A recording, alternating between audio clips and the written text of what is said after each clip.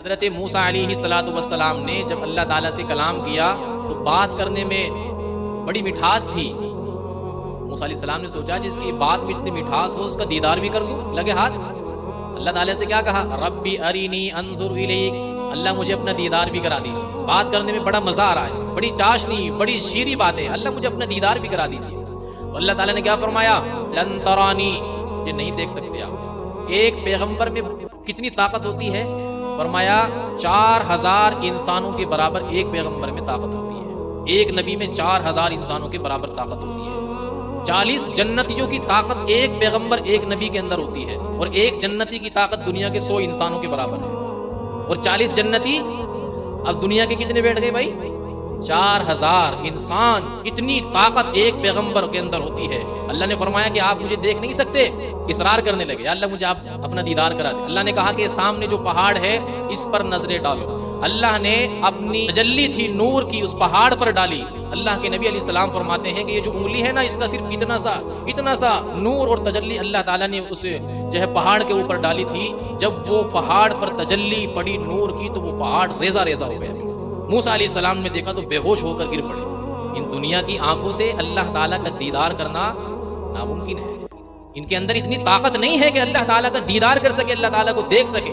एक पैगंबर जिसके अंदर 4000 इंसानों की ताकत होती है, वो दीदार नहीं कर सका, तो मैं और आप किस खेत के गाजर मूली भाई, हम कैसे देख सकते हैं? मुसलमानों का अल्लाह ताला के ताल्लुक से जो अकीदा, जो नजरिया है, वो ये है कि अल्लाह ताला जिस्म से पाक है, जिहद से पाक है।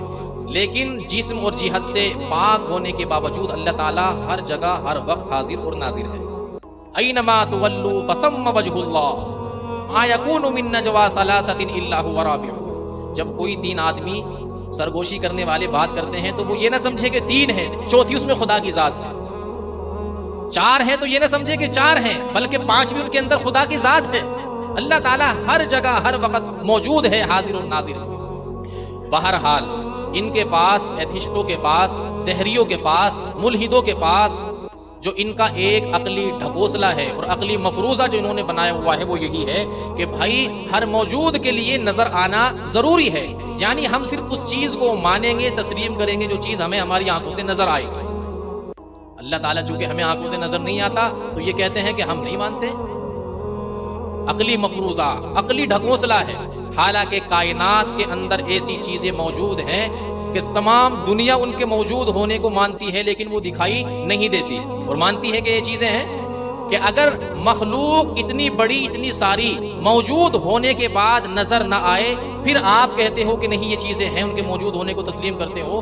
तो अगर मखलूक का जो खालिक है, बनाने वाला, पैदा करने वाला, मौजूद होने के बावजूद नजर ना आए तो उसको तस्लीम क्यों नहीं करते? जैसे मिसाल के तौर पर चंद मिसालें, जैसे मिसाल के तौर पर रूह को सब मानते हैं कि नहीं मानते भाई? रूह सब मानते हैं, रूह मौजूद है कि नहीं है? देखी किसी ने कैसे रंग की है, कैसी शक्ल सूरत है, किस कलर की है? लेकिन मुल्हिद, दहरिया, एथिस्ट भी कहता है कि रूह मौजूद है, तो भाई दिखाओ कहां?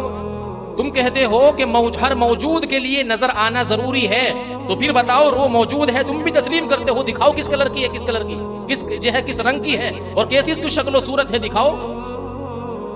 और अगर बिलफर्ज हम ये भी मान लें कि इंसान के अंदर रूह मौजूद है, लेकिन वो इंसान के अंदर घुस के देखी जाएगी, तो एक बिलफर्ज हम मान लेते हैं कि एक इंसान को दूसरे इंसान के अंदर दाखिल कर दिया। अब उससे पूछो कि भाई रूह कौन से कोने में बैठी हुई है, रूह किस खाने के अंदर बैठी हुई है, देख करके बताओ। वो कहेगा कि भाई रूह तो मौजूद है, लेकिन वो हमें अपनी आंखों से नजर नहीं आ रही है। अगर रूह मौजूद ना होती, इसका हाथ हरकत नहीं करता, इसकी आंखें देख नहीं सकती, इसकी जबान कुछ खा पी नहीं सकती, इसके पांव हरकत नहीं कर सकते थे।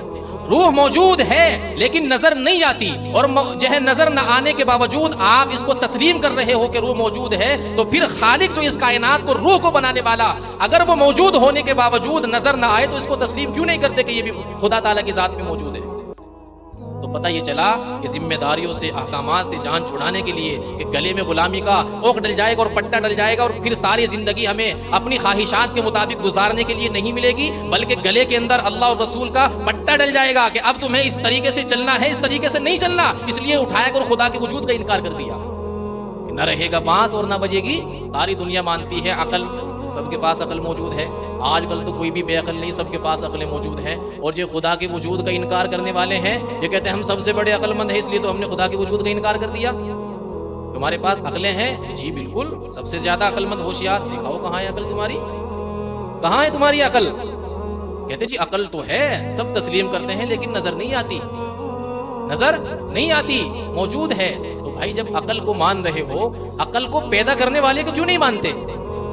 उसके खालिक को क्यों तस्लीम नहीं करते? कि अकल को पैदा करने वाला, अकल को बनाने वाला, सोचने समझने वाला, दिल, सलाहियत, जी समझ देने वाला, उस खालिक की जात का इनकार क्यों करते? इन्होंने अपनी अकल की बुनियाद पर क्या किया? खालिक के वजूद का इनकार कर दिया। गुमराह हो। आप कहते हो और सारी दुनिया मानती है, डॉक्टर के पास भी जाते हो तो डॉक्टर हजरात ये बताते हैं कि जी क्या हुआ, गर्म क्यों? कि जी बुखार हो रहा है। बुखार किस कलर का होता है जी, किस रंग का होता है जी? बुखार किसी ने देखा है आज तक? नहीं जी। लेकिन बुखार को मानते हैं, नजर ना आए तो भी मानते हैं कि बुखार चढ़ा हुआ है। कि जी आपने बुखार के वजूद को तो तस्लीम कर लिया और आपने ये बता दिया कि बुखार हो रहा है, जिस्म जो है गर्म है जी, इस अलामत से हमने पहचान लिया कि बुखार हो रहा है।